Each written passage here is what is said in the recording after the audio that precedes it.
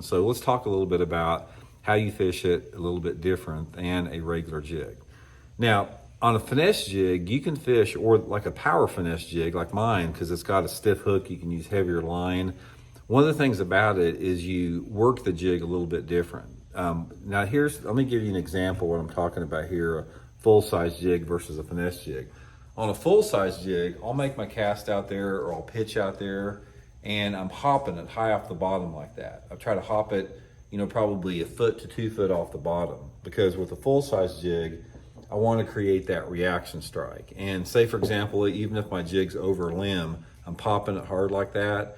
A finesse jig is not really like that. I want to keep this thing in contact with the bottom more. Now, this is super critical. So the difference on my finesse jig, if I make my cast to that finesse jig, say if I'm throwing to a rocky bank or bluff bank, I put that rod tip at about probably 10 o'clock off to the side, and I just go like this, gentle like that. I'm just sort of shaking it like a shaky head, and that causes this frog hair to just undulate like that on the bottom. Now, when you do that, that jig is like, it's inching along the bottom like that, and maybe sometimes I'll pop it up just a little bit like that, but I want to keep that jig either scooting along the bottom or just hopping off the bottom maybe 3 or 4 inches.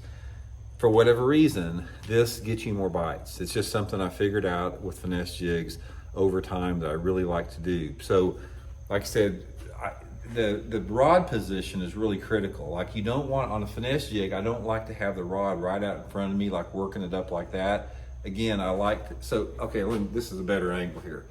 I don't like to work my finesse jig like this. I like to put it off to the side and shake it like that. There's something about the rod angle like that, when you're shaking it like that, the fish just can't resist it. They absolutely love it.